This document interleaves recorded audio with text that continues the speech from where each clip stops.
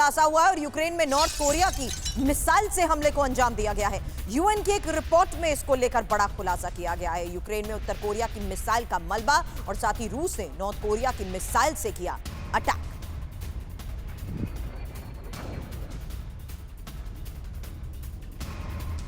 ये देखिए तस्वीर जिस आधार पर ये दावे किए गए और ये खुलासा किया गया कि किस तरीके से रूस ने नॉर्थ कोरिया की मिसाइल से अटैक को अंजाम दिया है और यूक्रेन में उत्तर कोरिया की मिसाइल के मलबा भी बरामद किया गया है। जी हमारे साथ निनाद सेठ इस वक्त मौजूद हैं। निनाद जी, किस तरह से आप देखते हैं और ये जो चौकड़ी जिसका जिक्र अभी द्विवेदी जी भी कर रहे थे, ये आपको आने वाले वक्त में क्या और करीब और नजदीक एक दूसरे का साथ देती हुई नजर आती है, जिसमें नॉर्थ कोरिया भी है, जिसमें चीन भी है, जिसमें रशिया भी है और जिसमें ईरान भी है?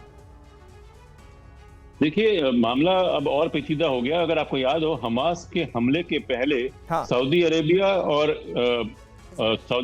इजराइल के बीच में नॉर्मल रिलेशनशिप की बात चल रही थी। बिल्कुल। और ईरान ये था कि हमास भी नहीं चाहता था कि जब तक पैलेस्टाइन इश्यू सॉल्व ना हो बाकी की चीजें आगे बढ़े। चाइना ने भी एक कोशिश की थी ईरान और सऊदी अरेबिया को साथ लाने की, वो भी नाकाम इसलिए हुई थी कि यह मामला पूरा हमास के अटैक से पहले जो पैलेस्टाइन मामला था वो सेटल नहीं हुआ था। मुझको लगता है कि जब तक पैलेस्टाइन मामला जिसको so called two state solution कहते हैं वो नहीं आता है या उस तरह का कुछ नहीं आता है जहाँ पे वो शांत हो, तब तक लार्जर पिक्चर नहीं होगा। इस वक्त सबसे बड़ी पहल तो यही है कि ईरान को किसी तरह रोका जाए बड़े हमले करने से। प्रॉक्सी वॉर चले या ना चले, बड़ा डायरेक्ट हमला ना हो, ईरान को रोका जाए। और मनीष, एक छोटा सा रिएक्शन मैं चाहती हूँ, हम चाहती हूँ कि अगली बड़ी खबर लेनी है जिस बात का निनाद जिक्र कर रहे हैं, क्योंकि 10 अक्टूबर को ये मीटिंग होनी थी, उससे पहले 7 अक्टूबर को बड़ा हमला हुआ, जिसके बाद इजरायल के खिलाफ इन देशों का रुख और ज्यादा मुखर हो गया और अमेरिका की कोशिश को पहला विराम तभी लगा था।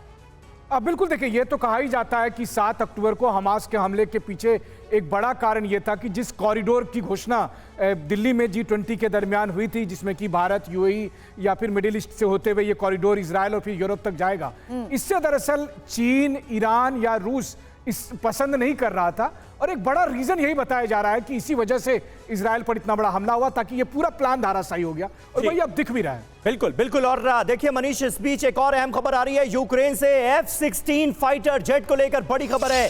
यूक्रेनी एयरफोर्स के प्रवक्ता देखिए क्या दावा कर रहे हैं। अंडरग्राउंड बंकर में रखा जाएगा F-16।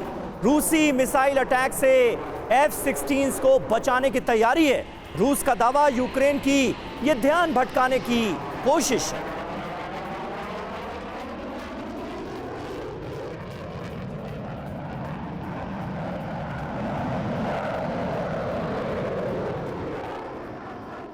तो एक तरफ अमेरिका का रक्षा कवच और दूसरी तरफ इजराइल का तूफान, जिसके बारे में तमाम एक्सक्लूसिव खबरें हमने आप तक पहुंचाई। बहुत बहुत शुक्रिया अदा करना चाहेंगे अपने तमाम खास मेहमानों का, मनीष आपका भी जो हमारे साथ जुड़े।